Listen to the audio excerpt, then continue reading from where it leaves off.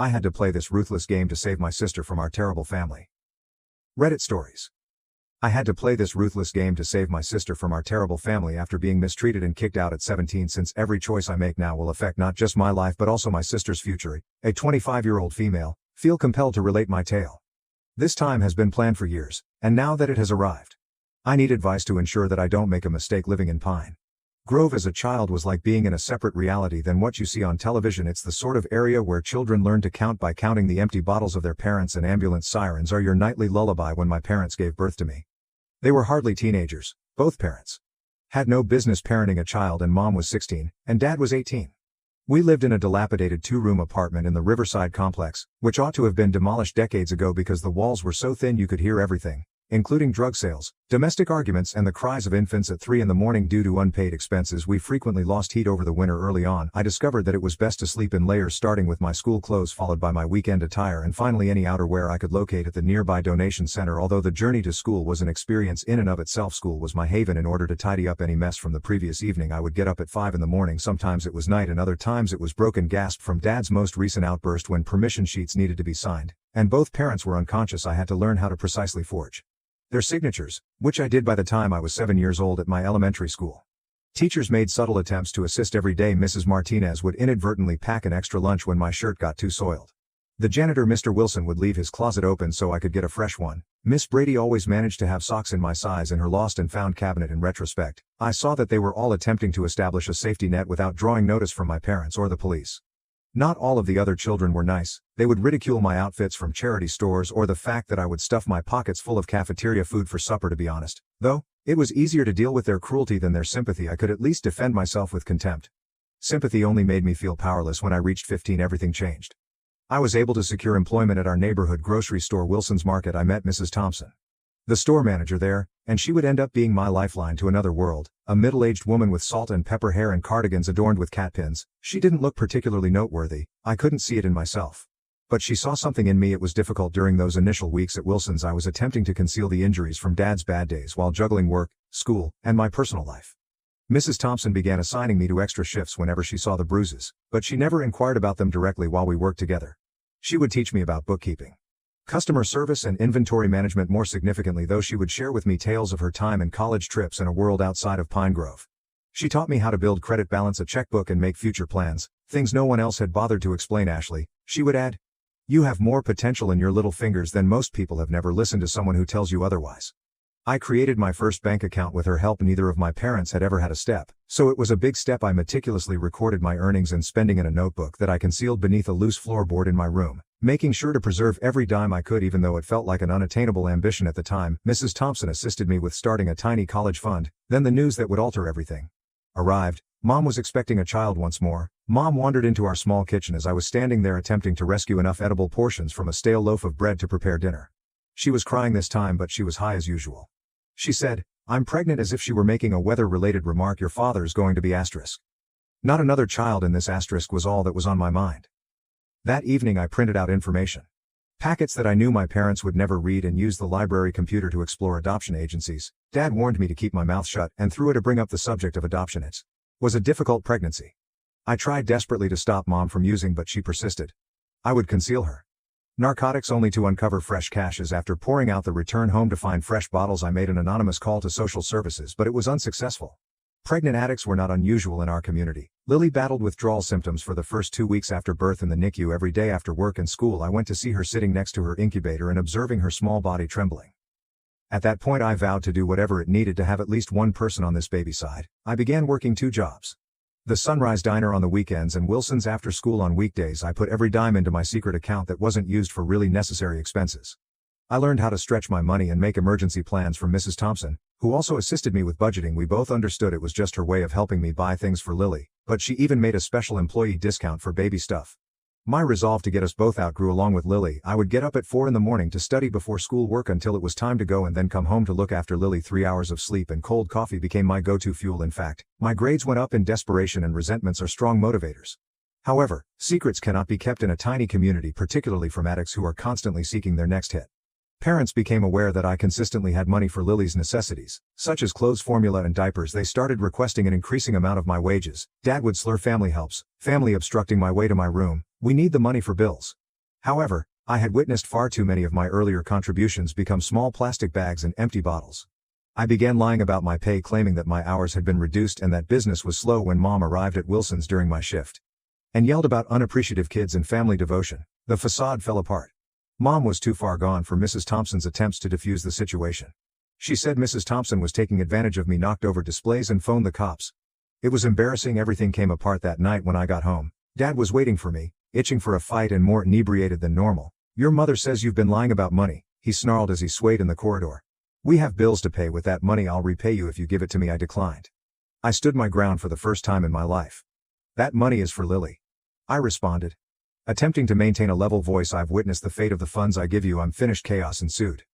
Dad began hurling my belongings onto the front lawn while yelling about unappreciative kids and familial responsibilities. Lily was crying and reaching for me as Mom stood in the doorway. The neighbors hurriedly averted their gazes after peeking through their blinds. It was better to overlook family drama in our area. I was 17 years old when I stood with 2 garbage bags of stuff in our front yard, which was littered with rubbish, and I saw my baby sister cry for me through the window. My dreams are continually plagued by that sight. Fortunately, I was taken in by my friend Jessica's family. Despite their own lack of wealth, they made room in their modest 3-bedroom home on the opposite side of town. Mrs. Rivera, Jessica's mother, assisted me in submitting financial assistance and scholarship applications. Her father used their old station wagon to teach me how to drive. They merely required that I maintain good grades and assist with domestic duties. They never asked for rent. I learned what a true family looked like from living with the River U.S. During their family dinners, there was genuine conversation rather than argumentation, rather than fighting when intoxicated. They used baked cakes to celebrate birthdays. Yes, they had issues, but rather than burying them in drugs and bottles, they dealt with them together. However, Lily remained enmeshed in upheaval. While I was at last finding stability, on occasion I would spot her at the playground or on her way to school. She was developing too quickly. Her clothing, which were either church donations or hand-me-downs from neighbors, were usually too big.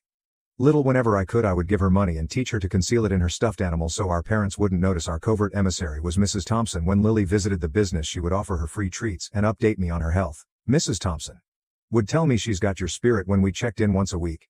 "She shares your intelligence is surviving it." Wasn't enough to survive. I wanted Lily to be successful. With newfound vigor, I pushed myself into my studies. My SAT results gave me access to opportunities I never would have imagined. I sobbed for hours after receiving the acceptance letter from State University along with a full scholarship offer. I couldn't just drive back on the weekends because it was 6 hours away, which was probably for the best. The distance would allow me to concentrate on my objective, which was to create a secure existence so that I could finally save Lily.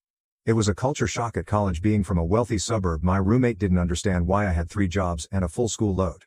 While I was cringing at the money to send home to Lily via Mrs. Thompson, my classmates grumbled about their parents not purchasing them new cars. I minored in business administration while majoring in finance. I felt like I was getting closer to my objective with each class. I gained knowledge about estate planning, taxes, and investing. I began to learn how money actually worked, not just how to get it but also how to use it to my advantage. I was able to secure an internship at a prominent investing firm during my junior year. For their entry-level jobs, the starting pay was higher than my parents' combined highest earnings during their prime. I put in more effort than everybody else. I arrived early and stayed late. I immediately accepted their offer of a full-time job following graduation. My existence now, 8 years after I was kicked out of my childhood home, would have looked unthinkable to my adolescent self. My home is in a nice neighborhood. I have a good savings account and steady work with perks. I never have to check my financial balance before making a grocery purchase, and I drive a dependable car. But without Lily, none of it mattered. Now that she is 11, Mrs. Thompson informs me that things have only gotten worse at home. Mom switched from medications to more difficult substances due to DUIs. Dad has been in and out of jail in only the last year. They had been evicted 3 times. No one has bothered to report them, which is the only reason they haven't lost custody. That will soon change. I've been recording everything for years, including every instance of intoxication, missing school days, and instances where they use their rent money to buy narcotics. Mrs. Thompson has documented instances of neglect that she has seen. Jessica's mother has kept track of the occasions when Lily has arrived at their home underdressed or famished. I've spoken with family law specialists. I'm ready. Even though I know the process will be messy, now that I have the means, I can battle for custody and provide Lily with the security she needs. However, I want to approach this intelligently. I therefore require guidance. I intend to show them my accomplishment by inviting them to my home. My parents are people I know. They react exclusively to manipulation and money. They will want a portion of what I have once they see it. I'm relying on their avarice. I can already envision how it will transpire. Like they attempted to embezzle my teenage earnings, they will attempt to move in and take advantage of my success. However, I will be establishing the conditions this time. When they won't go, I'll give them a choice: either help with Lily's voluntary custody transfer or I'll throw all I've got at CPS in the courts. I want to know if anyone has done something similar. Effectively, it may sound calculating, but I've studied the most skilled manipulators to save my sister. I must play their game, But I want to do it well. This is the culmination of my entire existence. This was the reason for every extra shift, late night study session, every dollar saved. I will never let Lily down again. I'll provide updates. As events unfold, update 1. I appreciate all of your help and guidance even though I took action today, I'm still analyzing what transpired. My former neighborhood was my first stop. It seemed unreal to traverse those well-known cracked sidewalks. It was like viewing a film of my former existence.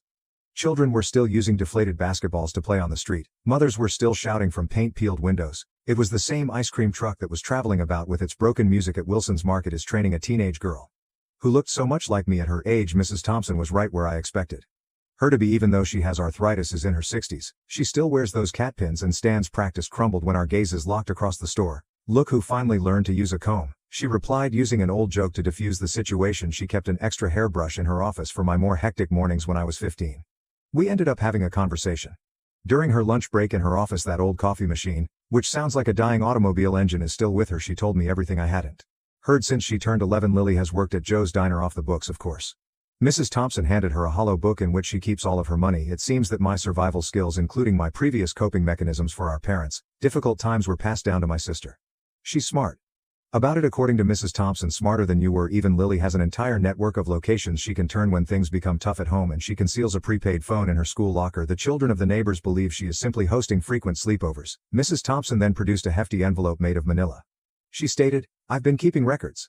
Times, dates, and incidents each time your parents arrived intoxicated or intoxicated each time Lily showed up with strange bruises or hunger each time they made an attempt to steal or create a scene. This is what the other store owners have been doing in the same way that they attempted to protect me. The entire community has been covertly defending my sister at the convenience shop. Mr. Chin allows her to complete her homework in his back room instead of discarding damaged books. Ms. Rodriguez from the library saves them for her. Old Joe from the diner even tells the health inspector that she is his niece while slipping her additional food. The most difficult aspect was going to my parents' place with peeling paint, missing shingles, and a yard full of enigmatic stains. The building appeared to have aged decades in a matter of years. By the steps on a broken tricycle that I had never seen before was rusting. It was like a thundercloud clap when it knocked, with her hair unkempt and a cigarette hanging down. Mom opened the door when she first saw the suit, the pearls, and the leather bag. She didn't recognize me in a matter of seconds. Her gaze changed from skeptical to perplexed to astonished. "Get out here, Frank," she muttered. "Holly at 2 p.m. Dad staggered to the door with a drink in his hand. He had lost more teeth and put on weight. His eyes immediately went to my watch, my backpack, and my car parked in front of the street as the recognition dawned on him more slowly. Like a weird stranger, which I was in many respects, they invited me in. I didn't see any cats, but the house smelled like cat poop. A road of empty bottles led to the couch. Mom began to pick things up frantically as though it would make up for years of neglect. The start of their conversation was the true shock. They pretended that the past had never occurred, that they had never expelled me, and that they had always encouraged my success while starting another cigarette. Mom remarked, "We always knew you had it in you. Your father's side is the source of your business acumen." I gave them space to speak while I watched them create an alternate world in which they were happy. Encouraging parents. Dad kept bringing up bills, giving away that he was having money problems. Mom continued talking about how families should stay together and how lonely I must be in the big city. Everything else vanished when Lily got home with her rucksack clasped like a shield. She stood in the doorway and gazed at me as though she were seeing a ghost. Despite growing taller, she is still too skinny and is dressed in clothing that was worn out 3 years ago. I promised was my only response. She ran to me, dropping her backpack as our parents awkwardly stared, presumably trying to figure out how to make the most of this reunion. We held each other. I left shortly after that. I set the hook before I went, but I made up an excuse about a work call. I announced my large 5-bedroom suburban home, invited everyone to come over this weekend, and saw money signs light up their eyes. I gave Lily a burner phone and gave her instructions to keep it hidden. In a whisper, I didn't have enough money to go on a major binge, but I did have enough to make sure our parents would be there on Saturday. I looked at Lily in my rearview mirror as I drove off, holding the concealed phone like a lifeline. She stood on the porch. "Little sister, only a couple more days. We have a few days left before this game is officially over on Saturday. The second stage begins. The documents have already been prepared by my attorney if necessary. Mrs. Thompson and half the community is prepared to testify. Let us first examine the extent to which our parents' AIS will lead them along this garden path that I have constructed. If you would like to hear what comes next, please let me know this. The weekend is when the real show begins. Update: the family visit became something I never would have imagined, a clear demonstration of why I must remove Lily from the house immediately at 10 a.m. I picked them up in my SUV. Mom had really tried sporting a dress that I'm fairly certain she stole from Target with the price tag still partially visible beneath her arm. Dad was dressed in the same rumpled shirt and tie he usually wears to DUI hearings. Lily was dressed in her cleanest possession, her school uniform. It was a weird drive. Dad Continued saying that I was just as good with money as he was, while Mom kept remarking on every posh building we passed. Sitting quietly in the back, Lily absorbed everything. Several times I caught her gaze in the rearview mirror. She knew exactly what was going on. Mom actually let out a gasp as we arrived at my place. Although it is by no means a mansion, it might as well be in comparison to our former neighborhood. Dad immediately glanced at my neighbors' boats in their drives and began figuring out just how much he could borrow. Once we were inside, the real performance began. Mom started organizing her belongings right away. She remarked, "This living room is just perfect for my collection," alluding to the box of broken figurines she had owned since I was a child. Dad was measuring the garage in his mind and discussing how he could turn it into a workshop. I gave them the entire tour and played along. Their eyes became larger and their clues more potent with every room. Mom began discussing the sense of emptiness in the house and the desire for a familial touch. Dad was often talking about his handyman abilities and how he could actually keep up a property like this. Lunchtime was the tipping point. I had placed an order for simple catering consisting of salads and sandwiches. I had a fancy assortment of wine, and Mom had 3 glasses. That's when she dropped the bomb. She insisted. She stumbled, "You know, we've been considering moving. Even though this neighborhood seems pleasant, you have so many empty rooms." Dad jumped right in. "We may assist with the expenses up here. I could make things better. You would no longer need to be by yourself." I was grinning on the inside, but I kept my look neutral. They were doing exactly what I had instructed. I told them I would give it some thought and get back to them the following week. They were almost pitiful in their excitement when I was able to get Lily alone and showed her my home office while our parents were preoccupied picturing their future life in my living room. It was the most illuminating moment. As soon as the door shut, she started crying. She said they sold my bed last week, claimed to be in need of cash for bills, but they simply didn't have to complete. We were both aware of the money's whereabouts.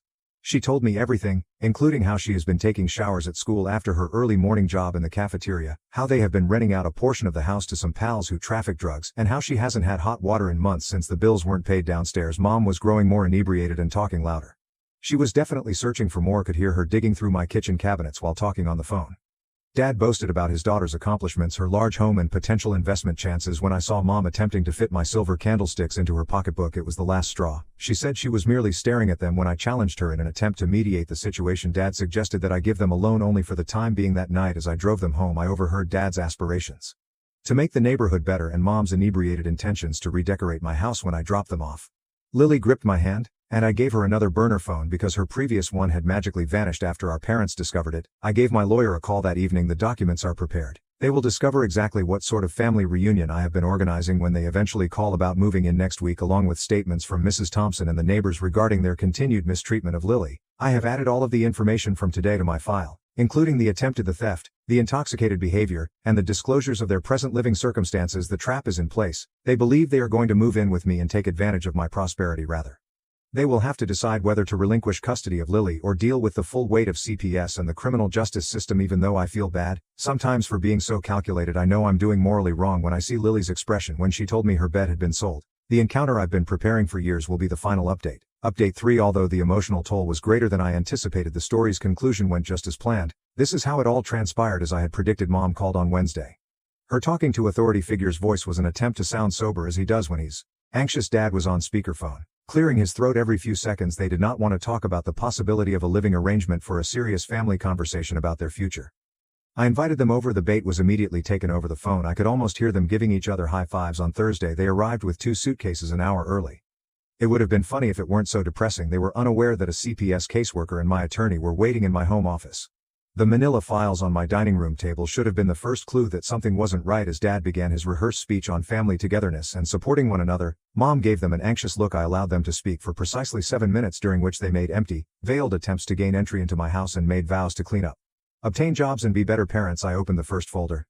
"After that, let's discuss the drug deals that took place in your living room last month," I remarked, referring to witness accounts and police files, "or perhaps the 3 months of utilities that were not paid, or should we talk about Lily's unexplained disappearance of school supplies?" It was almost funny how quickly their faces altered. Mom's phony smile broke Dad's self-assured stance. Faltered the proof of neglect, neighbor statements, school reports, strange injury records, Mrs. Thompson's comprehensive logs of their public intoxication, and testimonials from half the community regarding their continued drug use was all laid out by me. I pushed another folder forward and stated, "This is what's going to happen. These documents pertain to a custody transfer. All of this remains between us. If you sign them, refuse, and the DA's office and CPS receive everything." Everything in these folders. Mom used her typical strategies, sobbing, begging, and saying they could change. Dad tried to make me feel bad about being loyal to the family. They turned to threats. When that failed, Dad hissed, "You can't prove anything. Nobody will believe you." At that point I used my trump card, using my laptop. I saw video records from the previous few months, including images from the security cameras of my neighbor's drug sales, fights. While intoxicated and neglectful of Lily quietly, I murmured, the devil will believe this, so will the judge. The ensuing hush was deafening. 3 hours were spent negotiating resigning. The documents were signed by them. They were immediately notarized by my lawyer. I said, get out after it was finished. If you ever try to contact Lily without her consent, everything in these folders goes public. They didn't even ask to bid her farewell before leaving. They were attempting to bargain one last helping hand. When they spoke about money, I refused to reply with their requests. That night Lily moved and everything she owned had been stolen or sold, leaving her with just one backpack. She sobbed as she stood in her new room, which was her first actual bedroom since she was a toddler. Whispering, is it really over? Yes. I said, it's really over. We went shopping.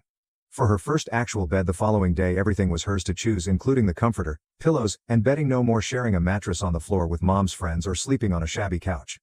Mrs. Thompson joined us in celebrating this past weekend. She brought Lily's hollow book, which she had been using for years to conceal her money. We totaled her money, which came to $847.23. I assisted her in opening her first bank account and matched it dollar for dual. Lily and I went to register for her new school yesterday. When the principal looked over her files, he was immediately astounded. Like her sister Mrs. Thompson would say, in spite of everything, our parents haven't made an effort to get in touch. Several times their friends have contacted, most likely in search of their next score. All of their numbers were blocked this time. The house feels better. Fuller. Lily was watching TV in her room last night when I heard her laughing, genuine laughter. Not the apprehensive type we were taught to diffuse stressful circumstances. She asked if she could have a friend over this morning. I was moved to tears by such a simple plea. It's her first time hosting a friend, never invited them to a safe house.